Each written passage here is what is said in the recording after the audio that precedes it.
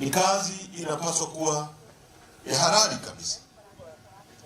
Tangu mwaka 1992 tuliridhia kwamba tutakuwa na mfumo wa vyama vingi vya kisiasa, na vyama vingi vya kisiasa wajibu wake hasa vinavyojitambua sio kusifia vyama vingine.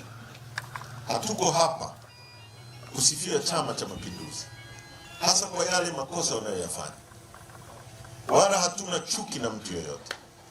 Tuko hapa kutimiza wajibu wetu wa kikatiba na kisheria. Lakini kazi hii kwa bahati mbaya sana imegeuzwa kuwa kazi ya hatari. Ni kazi ambayo kila siku tukitoka, maana yake umekubali watoto wako wawe yatima, kama Aksa sasa hivi ni yatima, na umekubali mke wako awe mjane. Mimi nimekuwa na Suezi kwa karibu sana. Temptation au ushawishi uliopo kutafuta watu walioko karibu na mimi ninauelewa, ninajua. Lakini Suezi ni ndugu yangu, ndio mtu pekee ambaye mimi akiniendesha, sijui Malema amejua, huwa nasinzia kwenye gari. Nimeendeshwa na madereva kadhaa wa chama, wako hapa wanaweza kuthibitisha, huwa siwezi kusinzia hata iwe usiku wa manane. Lakini Suezi akiniendesha mimi na kuwa na amani. Nimepata shida kubwa sana, na sijui hili ni shambulio kubwa sana kwangu binafsi na kwa chama chetu. Na ndugu zangu, siku yenyewe tuliachana na Suezi usiku akiwa mzima. Mimi nasema kila mtu anajua, mimi nimekaa na Suezi, nimewaambia tangu mwaka 96 niko shule ya msingi. Hakuna siku yoyote ambayo Suezi akiwa nyumbani kwetu amewahi kulazwa akashindwa kuja kazi wala kuugua. Kwa sina historia yoyote kwa miaka hii tangu 96 mpaka leo, miaka zaidi ya 20 ya Suezi kuugua. Sina hiyo historia. Nakumbuka wakina Mlimi, tulikuwa kwenye gari yangu, huwa niko na wasaidizi wangu wawili na walinzi, na mpiga picha wetu nasi. Kwa tunamwambia kesho kutu unatimiza miaka 52 tarehe moja. Wewe huna pressure, huna sukari, kwa wewe maisha yako ni mazuri. Tunataniana, tuko mbugani Katavi. Anatumia neno kwamba mimi niko mti, yaani kwamba yuko vizuri, hana shida. Lakini mimi nilisema tukiwa Makambako kwamba kuna watu wanatutrail nyuma, wanatufuatilia nyuma, na watu hawa hawataki kufahamika, wakiwa na magari ambayo yamebebanishwa number plate.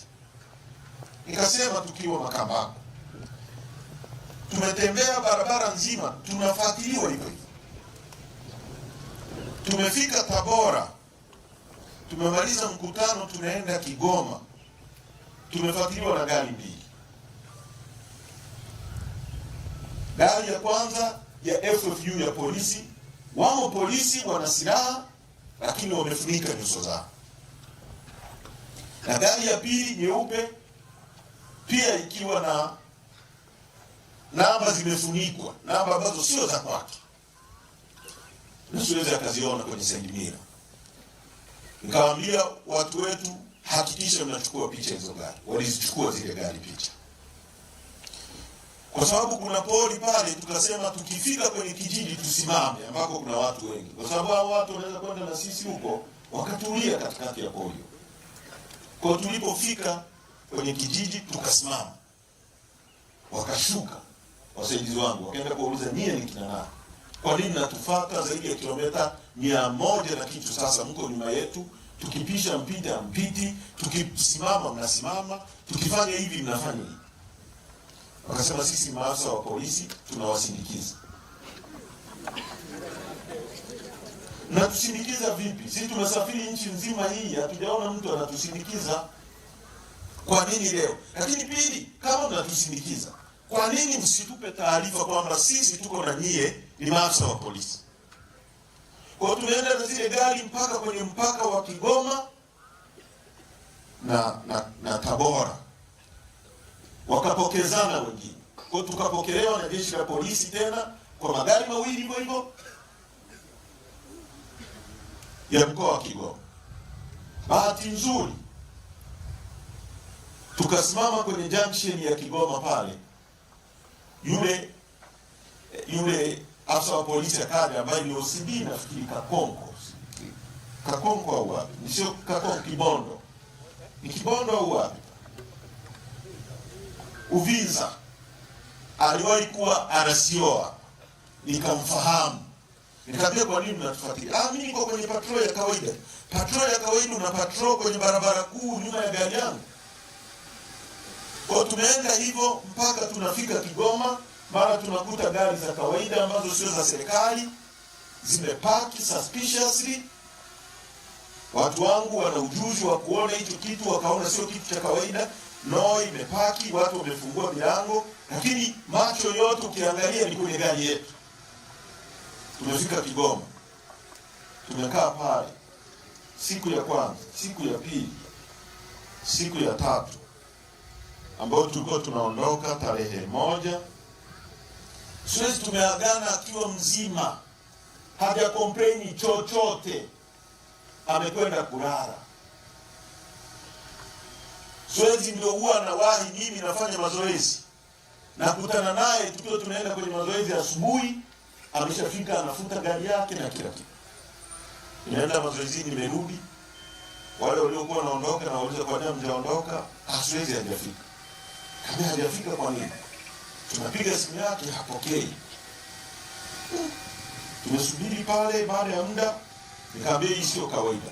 Hebu Masu, na kijana mmoja anaitwa Masu, hebu fuatilia Suezi, wewe ndio unajua mnapolala amelala wapi. Naenda pale, anagonga mlango, Suezi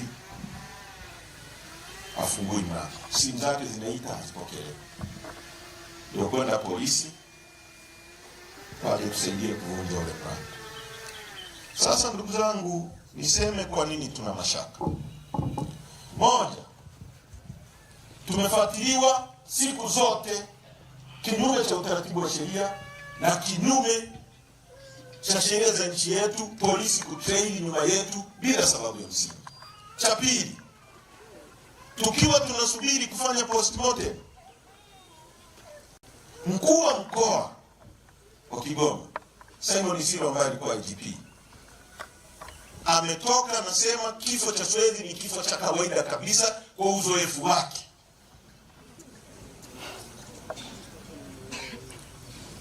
Kabla Suezi hajafanywa postmortem, kabla hatujajua ni nini kimetokea. Cha tatu, kwenye maeneo yote ya matukio yanapotokea, lazima hiyo ni crime scene. Polisi wanaweka utepe wa njano, wanazuia watu kuingia pale, lakini hilo halikufanyika. Ile eneo liliendelea kutumika kawaida. Maana yake kuna kitu kilikuwa kinapotezwa pale. Cha tatu, polisi wamepiga picha wao wenyewe, hakuna mtu mwingine yeyote aliyepiga picha ya vitu vya Suezi walivyovikuta kwenye begi lake. Lakini ajabu, wakalilizi picha za dawa za kawaida, dawa za maumivu au za tumbo, kwa sababu ni fragile, nimeambiwa ni fragile, na dawa za maumivu ya kichwa. Lakini story ikaenda kwenye mitandao kwamba Suezi amekutwa na dawa. Maana yake ni kuandaa umma kisaikolojia kwa kitu ambacho walikuwa wanapanga wao. Kwa sababu kama ni vitu walivyomkuta navyo, kwa nini hawakusema kwamba Suezi amekutwa na shilingi 420, amekutwa na nguo, amekutwa na simu na vitu vingine vyote walivyovikuta? Kwa nini waseme kuhusu dawa peke yake? Kwa nini? Nchi hii level ya professionalism haipo kabisa. Sisi tumezungumza na wale madaktari kwa karibu sana, na hata hicho kinachoitwa uchunguzi wa kisayansi katika nchi hii unategemea nini? Wao wenyewe ndio wamechukua sample, wao wenyewe ndio wanatunza sample, wao wenyewe ndio watapima mkemia mkuu wa serikali au ofisi ya serikali nyingine yoyote. Lakini hata hao watu tuliowasubiri kwa siku 3 wamekuja kutoka Bugando na kutoka Geita. Kabla ya kufanya postmortem ambayo tulikubaliana tufanye asubuhi, wakasema tunasubiri mtu mwingine kutoka Kilwa Road. Lakini wakati huo wakaenda kwenye kikao na mkuu wa mkoa. Mkuu wa mkoa ambaye tayari ameshasema kifo cha Suez ni kifo cha kawaida. Wameenda kuzungumza nini kwenye kikao na mkuu wa mkoa? Mtu ambaye tayari yeye ana opinion yake ambayo sio ya kisayansi kwamba Suez amekufa kifo cha kawaida.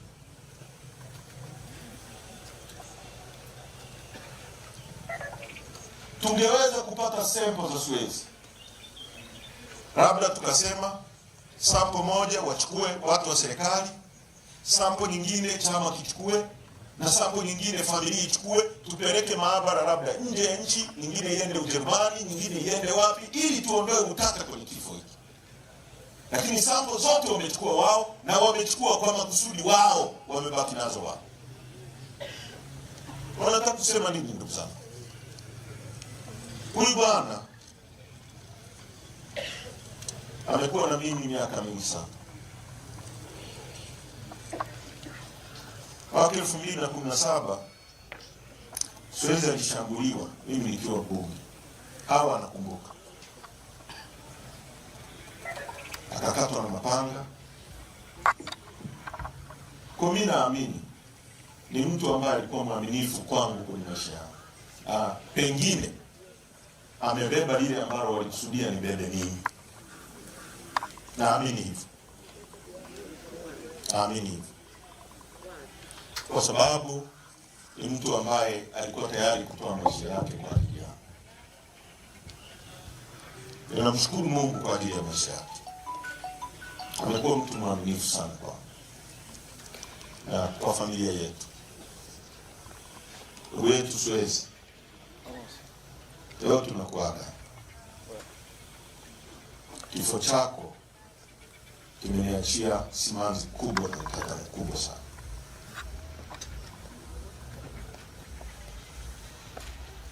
Nimekuwa na wewe maisha mengi sana. Kama alivyosema naibu katibu mkuu, Suez hata siku mtoto wake Aksa anazaliwa, hawa nakumbuka. Tulitoka Mgumu, mimi ndio nilimnunulia beseni. Amekuwa rafiki yangu sana. Ni mtu ambaye kwa nidhamu yake alisema hata simu ya smartphone hataki kutumia, kwa sababu hataki kukaa na chati hivi wakati anaendesha gari. Akikaa kwenye steering, apokee simu, utamsikia amefika ndio anamwambia nilikuwa naendesha gari. Alikuwa na nidhamu ya hali ya juu sana. Nimekaa na madereva wengi sana. Sijui kama nitapata mtu kama yeye. Nimeumia sana kwa kiwango kikubwa. Lakini nataka niahidi mbele yenu. Dunia hii imesogea sana.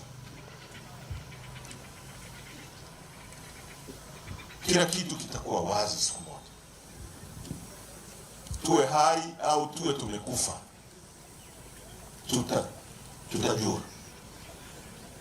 tutajua kilichomkuta Suez, na tutajua kilichowakuta watu wengine wote. Viongozi wa dini, ninawasihi, saidieni nchi hii. Kuna watu kwa makusudi wanataka kupeleka nchi hii shimoni. Na mkisema amo nchi hii ikiharibika, hata dini haitahubiriwa. Nchi haiwezi kuongozwa kwa hofu. Hatuwezi kuendesha nchi hii kwa kujaza watu hofu, kwa kuua watu, kwa kutisha watu. Haiwezi kwenda. Nchi inaongozwa kwa kutenda haki, sio kwa kutisha watu. Mambo haya dunia inatufundisha na historia inatuambia. Kote yalikotokea yameingiza nchi kwenye machafuko. Nchi nyingi zimeingia kwenye machafuko. kwa sababu ya mambo kama haya. Watu hawana imani na vyombo vya dola. Mimi binafsi naweza sina imani na jeshi la polisi, sina imani na vyombo vya dola vya nchi, sina imani hiyo, kwa sababu ya matukio mengi ambayo yametokea na yanageuzwa. Watu wameuawa kwa maelfu tarehe 29, na watu wanataka kugeuza, wasingizie watu wengine, kwa sababu watu wanasema tutendeane. Nataka nimalize kwa kusema kwako hao Swezi, najua alikuwa mpambanaji sana, na wewe unajua, na ndio maana hata wale wanaosema mimi si wajali, Swezi alikuwa anaweza kujibana kwa ajili ya familia yake. Sisi chama chetu hiki hatulipani fedha nyingi labda kama wengine walizonazo. Kuna wakati watu wanasafiri bila malipo, tunaenda sehemu tunapata mafuta tunaendelea. Lakini wewe unaona anaweza akapewa pesa yake ya kulala. Kwa watu wengine angeweza kulala akastarehe akafanya nini, lakini yeye amebana, anatunza familia yake ikae vizuri. Nataka nikuhakikishie kwa niaba ya familia yetu, Swezi alikuwa ameniambia, bwana, mimi nikitoka hapa naenda kuwezeka nyumba yangu ile, nasema nitanunua bati za Msauzi, tutawezeka ile nyumba na tutaimalizia kabisa utakaa kwenye nyumba yako.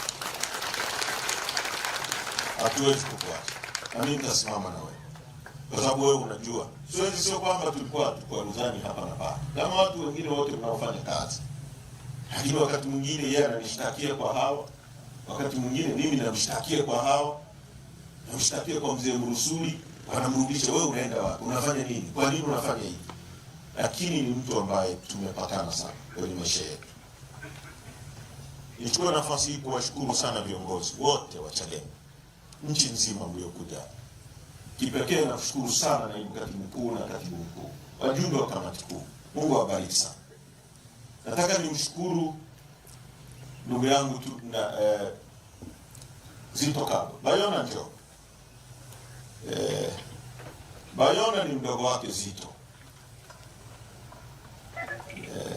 Tangu siku ya kwanza tumepata matatizo haya. Tulienda jioni kuhani msiba wa mama yake, Mama Shida Salum, ambaye alikuwa mjumbe wa kamati kuu. Tulienda na Swezi. Asubuhi Swezi akafa. Tangu siku hiyo Bayona amekaa pale hospitali, hata nguo sidhani kama amebadili. Na yeye ndio aliendesha mwili wa Swezi tangu Kigoma mpaka kwa niaba yetu na watu wa Tarime na hawa na familia yetu. Utupelekee shukrani zetu kwa Zitto. Tunamshukuru sana. Na mafuta, ametoa gari akaweka mafuta kwenye hiyo gari, imesafirisha ndugu yetu mpaka imefikisha. Tunashukuru sana. Na washukuru sana ndugu zangu. Sijui hata niseme nini, lakini Mwenyezi Mungu atusaidie katika kipindi hiki. Mimi nimeguswa sana, nimeumia sana kwa kiwango kikubwa, lakini siwezi kurule out kwamba huu msiba ni msiba wenye utata mkubwa, ni msiba ambao mimi naamini is not a natural death. Swezi hajafa kifo chake cha asili. Viongozi wa dini mtatusaidia kwenye hilo, kwenye maandiko sijui yanasemaje, lakini mimi naamini kwamba ndugu yangu hajaondoka kwa kifo chake cha asili. Ameondoka akiwa anapambania maisha yangu na maisha ya nchi yetu. Nafikiri tumempa heshima anayostahili. Asanteni sana na Mungu awabariki sana. Asanteni kwa kusikiliza.